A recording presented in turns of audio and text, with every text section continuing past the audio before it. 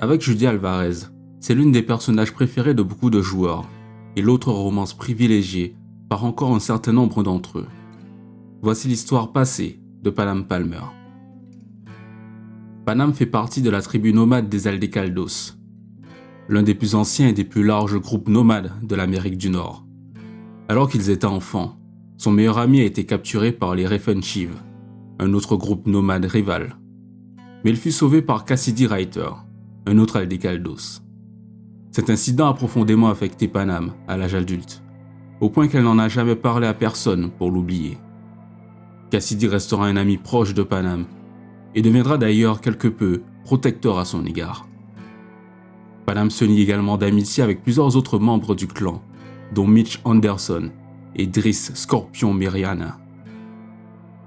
Panam idolâtrait Soul Bright, un Aldecaldo qui avait l'habitude de réaliser des cascades aussi impressionnantes qu'amusantes dans ses jeunes années.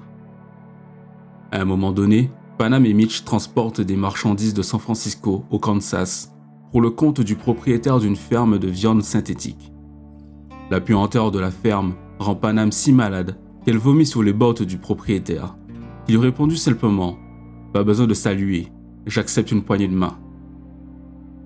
Une autre longue histoire avec de nombreux rebondissements implique un homme du Caucase, une corporation soviétique, qui monte dans le coffre de Panam.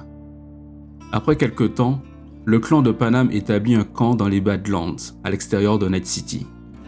Elle n'était pas d'accord avec le nouveau chef du clan, Soul Bright, qui essayait de conclure un accord avec la corporation Biotechnica afin de maintenir le clan en vie grâce à un travail régulier.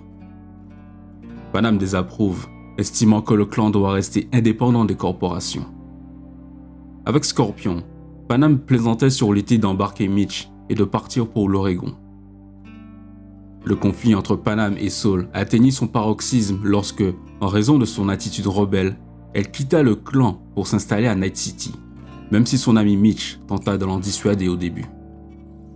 Travaillant comme mercenaire sous les ordres de Rogue, Panam fut souvent associée au nomade Nash Bane lors de quelques missions, bien qu'elle ignorait qu'il s'agissait en fait d'un Refenchiv, une tribu nomade rivale des Aldecaldos. Malgré son départ, Panam resta en contact avec les membres des Aldecaldos, y compris ses amis proches, Mitch Anderson et Scorpion. Panam Palmer n'a pratiquement aucune amélioration dans son corps. Cela se voit même dans l'apparence du personnage. Pas de marques sur le visage, sur les mains ou encore sur le corps. Cela est probablement dû au fait qu'elle n'aime pas trop la technologie des corporations. Cela signifie également que Panam ne peut pas utiliser la plupart des capacités de piratage du jeu. Il est toutefois possible qu'elle ait un implant oculaire, car elle est une très bonne tireuse d'élite, particulièrement avec son sniper. Panam Palmer peut sembler être un personnage très simple. En réalité, ce n'est pas le cas. En effet, à bien regarder, derrière cette simplette téméraire se cache une jeune femme modeste et vulnérable qui veut trouver le bonheur, mais qui en même temps n'hésitera pas à s'adapter à ceux qu'elle aime. L'une des choses que les joueurs remarquent forcément lorsqu'ils parlent à Panam, c'est qu'elle a beaucoup de caractère. Elle est très têtue et défend ses convictions. Cela se traduit souvent par des décisions qu'elle prend sans réfléchir, mais comme elle lui dit son cœur chaud d'une nomade et non l'esprit froid d'une corpo. Ceci entraînant des situations délicates lorsque vie s'en mêle. Emily Rouzeller, la doubleuse de Panam Palmer, déclare dans une interview que la façon dont ils l'ont animée est magnifique. Elle est belle, donc ça ne me dérangerait pas de voir ça, mais je ne veux pas m'écouter. C'est beaucoup de dialogue et de gameplay avec moi-même. Ce serait plus intéressant de peut-être continuer d'être Panam et jouer avec les autres personnages. Donc je n'ai jamais joué au jeu. Même si je finis par y jouer, je n'irai sans doute pas vers mon personnage et écouter à nouveau tout ce que j'ai déjà dit. Emily ajoute qu'elle adore Panam. Elle est cool et que si l'opportunité de la doubler de nouveau se présentait, elle serait bien évidemment partante. Ainsi, Panam est une nomade, ou plutôt devrais-je utiliser le terme ex-nomade de nos jours. Elle a affronté le chef de famille Soul, a quitté la famille Aldecaldo et s'est installée à Night City pour tenter sa chance en tant que mercenaire. La vie de Panam est à la croisée des chemins. De côté, elle sait que sa vie doit changer, c'est maintenant ou jamais. De l'autre côté, brûler les ponts avec la famille nomade, où se trouvent tous ses amis, aurait pu être un peu trop radical. De plus, Night City n'est pas tendre avec les nomades. Il n'a pas de patience pour les personnes comme Panam, qui sont en conflit interne et rêve d'un avenir plus radieux.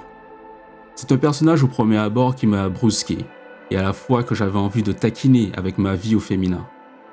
On finit par vraiment la considérer comme la meilleure amie de notre personnage, avec notamment les différents échanges par message. Et la fin du jeu avec son histoire est encore aujourd'hui pour moi l'une de mes fins préférées de jeux vidéo. Cette fin est touchante, belle et douce. Si en plus vous avez une romance avec Judy, vous vous retrouvez avec le meilleur des deux mondes, et une conclusion assez ouverte pour me donner envie d'une suite potentiellement hors jeu vidéo pour ces personnages.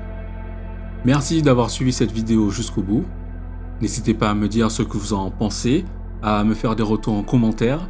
Si vous aimez, likez-la et abonnez-vous, partagez-la au plus grand nombre. Ça me soutient, ça permet à développer la chaîne.